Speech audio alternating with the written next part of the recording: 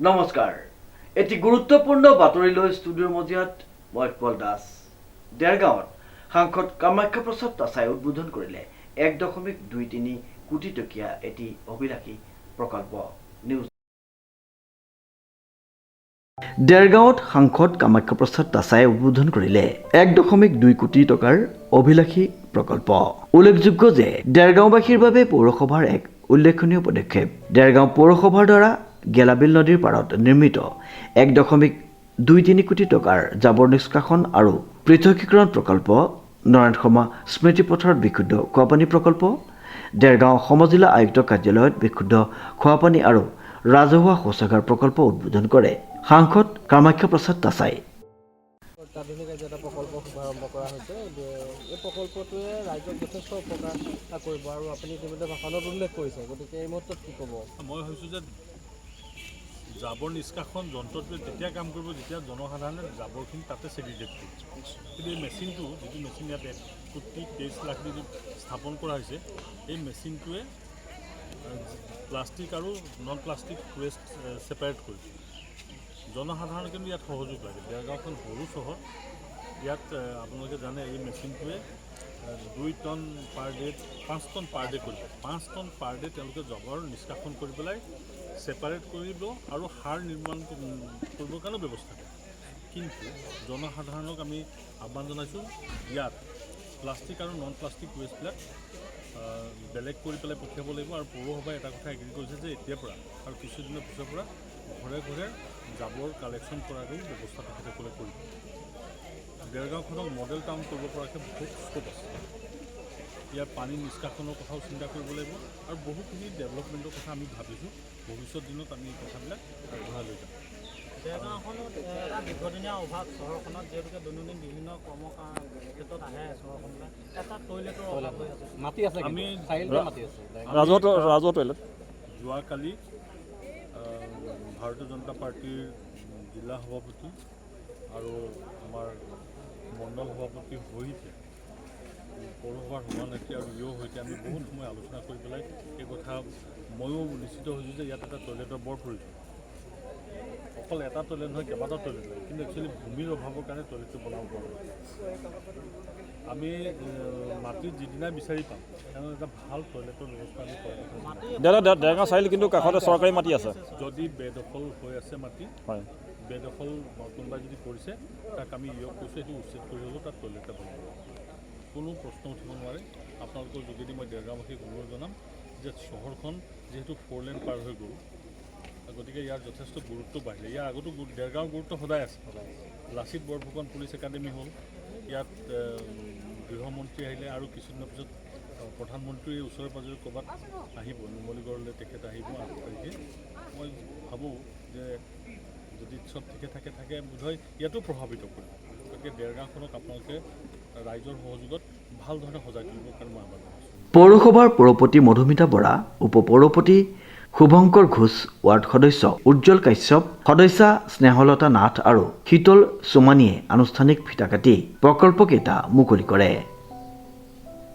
খোৱাপানীৰ প্ৰকল্প স্থাপন কৰিছে প্ৰকল্পটো সন্দৰ্ভত কওকচোন আৰু আপোনালোকৰ কোন প্ৰতিষ্ঠানৰ ফালৰ পৰা কৰিছে দেৰগাঁও পৌৰসভাৰ উদ্যোগত ৰেডিয়েণ্ট ইঞ্জিনিয়াৰিং কোম্পানী যোনটো কোম্পানীয়ে সদৌ অসমত নিজৰ কামৰ যোগেদি সুখ্যাতি অৰ্জন কৰিবলৈ সক্ষম হৈছে আমি কেইবা জেগাতো এনেকুৱা খোৱাপানী বিশুদ্ধ প্ৰকল্প নিৰ্মাণ কৰিছোঁ আৰু দেৰগাঁৱতো আমি 2 জেগাত এইটো প্ৰকল্প নিৰ্মাণ কৰিবলৈ সক্ষম হৈছোঁ তাৰ কাৰণে মই ভাবিছোঁ আমাৰ দেৰগাঁওবাসীৰ ৰাইজ বহুতো উপকৃত হ'ব কাৰণ আজিকালি গৰমৰ দিনত কিছুমান সাধাৰণ শ্ৰেণীৰ মানুহে এগিলাচ পানী ঠাণ্ডা পানী বিচাৰি খাবৰ কাৰণে হাহাকাৰ কৰিবলগীয়া হয় কিন্তু আমাৰ ইয়াত মানে তেনেকুৱা এটা সুবিধা আছে যোনে এগিলাচ ঠাণ্ডা পানী খাব পাৰে ইয়াত আমাৰ কুল ৱাটাৰ ব্যৱস্থা আছে হট ৱাটাৰ ব্যৱস্থা আছে গৰম ঠাণ্ডা দিনৰ কাৰণে নানা ধৰণৰ ব্যৱস্থা এইটো আৰু ইয়াত চবতছে ভাল কথাটো হ'ল এইটো পূৰা বিনামূলীয়া ইয়াত কোনো পইচা নালাগে তেনেকুৱা ধৰণে মানে পৌৰসভাই নিৰ্মাণ কৰে মই এটাই ক'ব খোজোঁ যে সমূহ ৰাইজে নিজৰ ঘৰৰ অনুষ্ঠান বা প্ৰকল্প বুলি চিকুণকৈ ব্যৱহাৰ কৰি ৰখাটোৱে তেওঁলোকৰ নিজৰ কৰ্তব্য এইটো কিমান ইয়াতে অনুদান কিমান আছে ইয়াতে জানে নেকি অনুদানটোৰ বিষয়ে মই আপোনালোকক স্পষ্ট ক'ব নোৱাৰিম বাৰু এতিয়া সেইটো বিষয়ে মই নাজানিম ঠিক আছে ইণ্ডিয়ান ইঞ্জিনিয়াৰিং কোম্পানী যোৰহাটৰ হয় অনুষ্ঠানটো কোম্পানীটো মই তাৰ ৱৰ্কশ্বপ মেনেজাৰ হয়। কাৰ্যবাহী বিষয়া লিণ্টু গোহাঁয়ে আঁত ধৰা উক্ত অনুষ্ঠানত পৌৰপতি আৰু বিজেপি গোলাঘাট জিলাৰ সভাপতি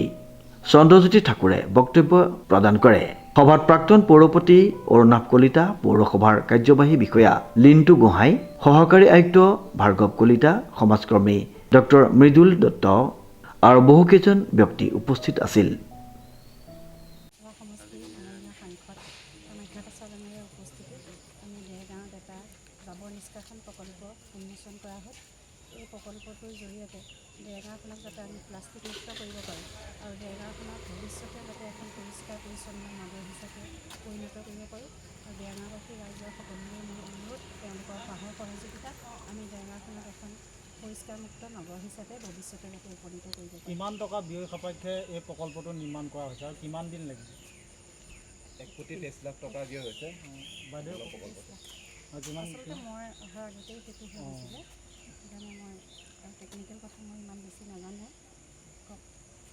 এই প্ৰকল্পটোৰ পৰা আমাৰ কি কি সুবিধা হ'ব বুলি ক'লে? প্ৰকল্পটোৰ পৰা আমি দেৰগাঁওখনক প্লাষ্টিক মুক্ত কৰিব পাৰিম। জাবৰ জোঁথৰৰ পৰা আমি এটা তিতা এটা শুকান জাবৰ, সেইটো আমি দুভাগ কৰি পেলাই পৃথকীকৰণ কৰা হ'ব তাত। আৰু সেই বিষয়ে টেকনিকেল মই ইমান জ্ঞান নাই মোৰ।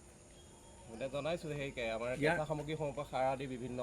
সামগ্ৰী তৈয়াৰ হ'ব আৰু যিবোৰ প্লাষ্টিকজাত সামগ্ৰী সেই সামগ্ৰীসমূহৰ পৰা প্লাষ্টিক বৰ্ড, প্লাষ্টিক ইটা আদি বিভিন্ন সামগ্ৰী তৈয়াৰ হ'ব। আপুনি কাৰ্যভাৰ গ্ৰহণ কৰাৰ পিছতে আপুনি কৈছিলে যে আমি স্বচ্ছ আৰু নিকাভাৱে যিকোনো কাম কৰি যাম। আপোনাৰ কাৰ্যকালৰ পৰা বৰ্তমানলৈ কেনেধৰণৰ কাম কৰিলে দেৰগাঁও পৌৰসভা কোনো অকণমান? মোৰ কাৰ্যকালত মই প্ৰতিটো ৱাৰ্ডতে এটা ৰাস্তা দিলোঁ। বহুত দিন হোৱা নাই মোৰ কাৰ্যকাল। তাৰপিছতে আমি দেৰগাঁও শ্মশানৰ ঘাটটো উন্নত কৰিবৰ কাৰণে আমাৰ এষ্টিমেট বনাই থকা হৈছে। তাতে ডাম্পিং গ্ৰাউণ্ডৰ যিটো ৰাস্তা আছিলে জাবৰ জোঁথৰ নিয়া আমাৰ দিগদাৰ হয়, সেই ৰাস্তাটো কৰা হ'ল। পাৰ্কখন খুলিবৰ কাৰণে বহুত দিন পাৰ্কখন পৰি আছিলে, পাৰ্কখনক আমি খুলিবৰ কাৰণে আজি এসপ্তাহৰ ভিতৰত সেইখন খোলা হ'ব।